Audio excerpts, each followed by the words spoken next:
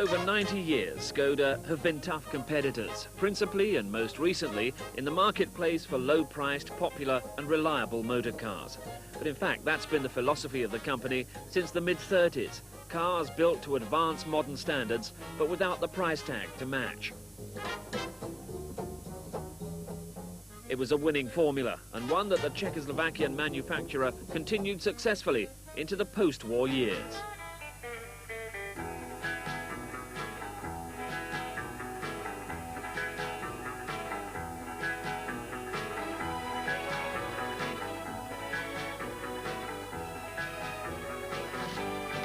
The millionth Skoda had been produced by the end of the 60s, by which time the first rear-engine cars had been launched.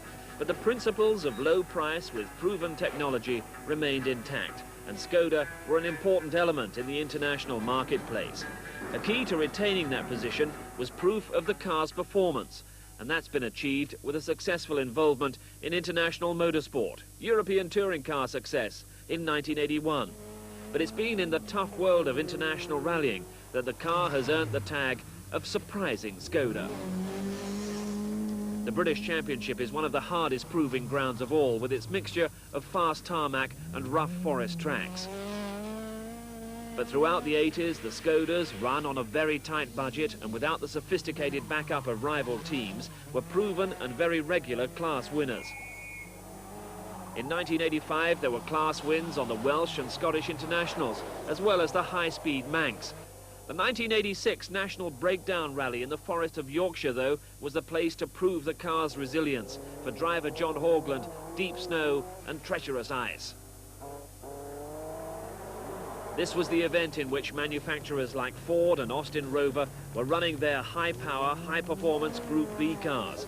Astonishingly, Haugland was matching them, throwing the little car around stages like the ice-covered Croft race circuit. At one point, Haugland was lying as high as third overall in the 130 LR. He was to crash out eventually, but it was one event which proved the Skodas had to be taken seriously. Further proof would come in the forest events of Wales and Scotland.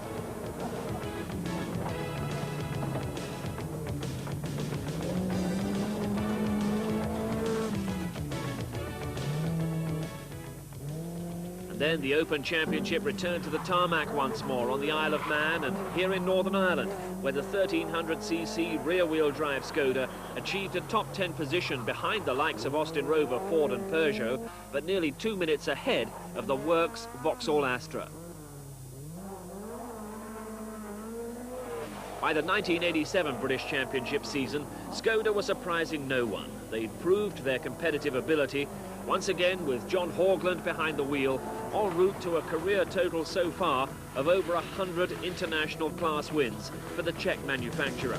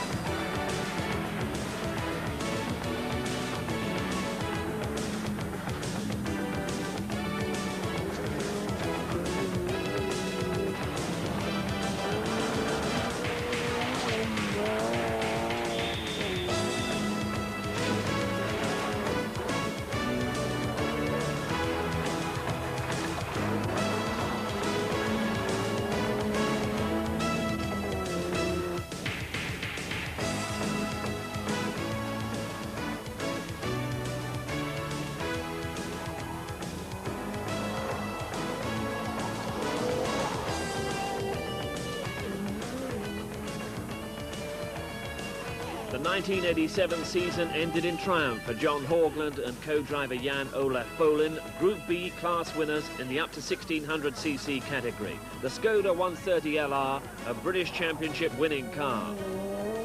1988, the end of Group B. The Skoda ran well in Group A trim, a period of transition for the championship and the team. And in 1989, that transition was complete with the competition debut of the Skoda Favorit. Front-engined and front-wheel drive, a 6-speed gearbox and around 115 horsepower, Haugland continued the contest at flat-out pace, and the tally of class wins continued to rise.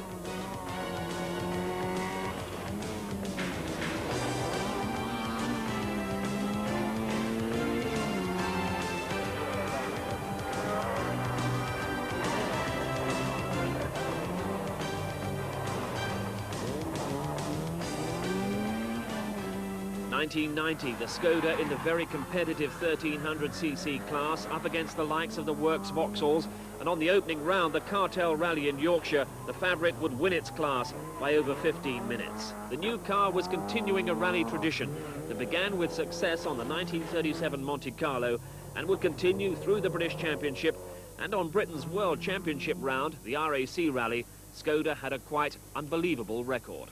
We've had 17 class wins in 17 years on the RAC Rally and many other class wins in internationals. John alone's had 102 international class wins with Skoda. But we had a successful time with the rear engine cars. But like everybody else, we had to move ahead, and we've had to move into the front wheel drive market, which has provided difficulties, but we seem to have now overcome those, and we're now back in a position of winning our class again. We run a car that is available in the shops, not a special car. We use a large amount of standard parts because we're a very low budget team and we have to use standard parts. Of course, that means that benefits the customers because they are improved as need be. That's the verdict of the motorsport manager. What about Skoda's star driver, John Haugland? Well, there is a lot of things in the car which is gone back to production. We were very lucky because the development program of the car as a competition car started really before the main plant in the factory was started to produce cars. So we were breaking a lot of small things on development, and these things were also then on the cars which went for export at the beginning of last year. And they are changing and modifying all small details all the time. So I should think on the Favorit today there must be 20-30 details already, which we have found from competition, which is going into the normal production car. The benefits for the motorist of Skoda's motorsport commitment, and aspiring drivers stand to benefit as well. In each championship round, they're down the field battling for the Skoda Trophy. The prize we have for Skoda Trophy this year is a full works drive on the RAC. And of course, it's every young man's dream to have a works drive on a World Championship event. So they're out there in there, all 22 of them, trying to do the best they can. They're near the bottom of the field, but they will be trying hard. I think the reputation John has achieved for the car has made it appeal to them. It's appealing on cost, it's appealing on friendly competition, and of course the cars are known to be reliable and strong, and therefore for a privateer they're relatively inexpensive to run. Cars that are pushed to the limit in modern rallying, an effort which has produced clear benefits for the motorist and an unrivaled record in the sport. Be it in the marketplace or the rally stage, the Skoda is a tough competitor.